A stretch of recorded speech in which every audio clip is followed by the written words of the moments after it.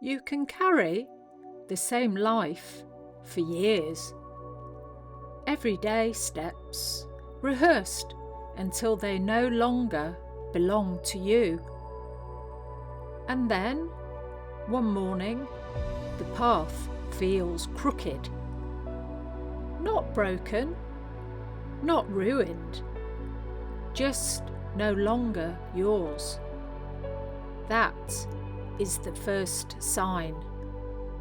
It comes quiet, like a clock that ticks slower than it should. And you begin to ask, is this really still mine? Staying is heavy in ways you don't notice at first. The familiar chair, the familiar street, the same voices. All of it has gravity. It anchors you, yes, but anchors also rust. They hold ships that should already be sailing. So you convince yourself that this is safety. But safety can become another name for waiting. And waiting is a language that never answers. Leaving isn't a map, it's a sensation. It comes like a tide that rises without permission. You feel yourself pulled to windows, to doorways, to roads that stretch away. The air feels thinner in the place you stand. And you know that somewhere, unseen, the first light is breaking. Not here, not yet, but somewhere. And that whisper, that elsewhere, refuses to leave you alone. But here is the trouble. Doubt follows both choices. Stay, and you wonder what you've missed. Go, and you wonder what you abandoned.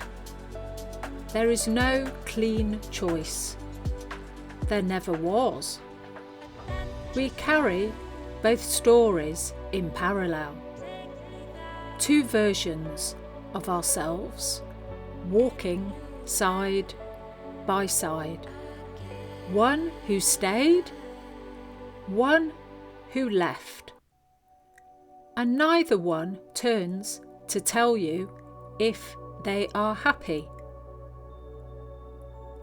We wait for signs, the job offer, the breakup, the letter, the timetable. But signs only tell you what is possible. They don't tell you what is necessary.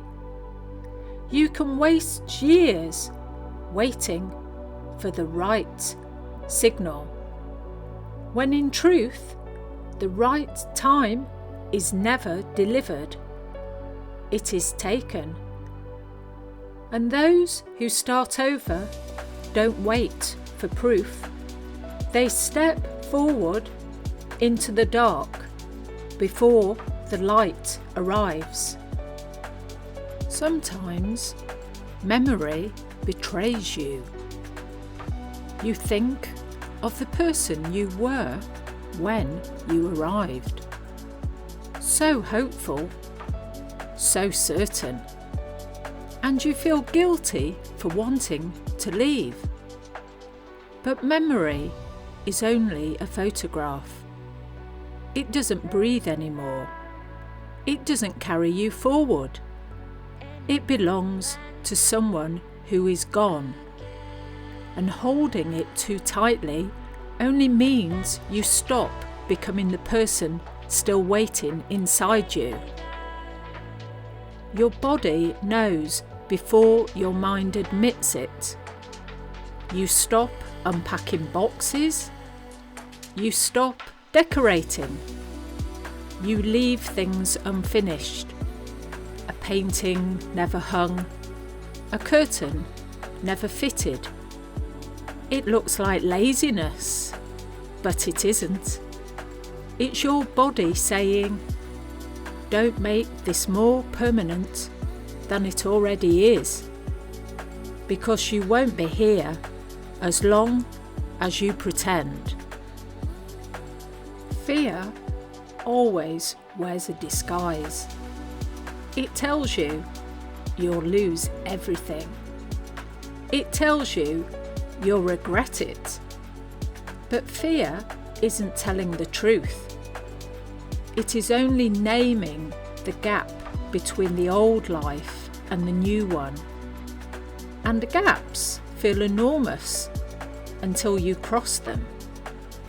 Once you do, you wonder how you ever mistook a doorway for a wall. You know it's time to start over when the ache of staying is heavier than the fear of leaving. When even silence begins to sound restless. When your reflection in the window feels like a stranger watching you. It doesn't arrive as an announcement. It arrives as a quiet certainty. Like smoke rising, like water slipping downhill. The moment you stop holding it back, you've already gone. There is no right time, no guarantee, no way to be certain. But there is this: a life can be started again, and then again, and as many times as it takes. You do not need permission. You do not need proof. You need only to trust that starting over is not failure, and it is the only way of keeping yourself alive.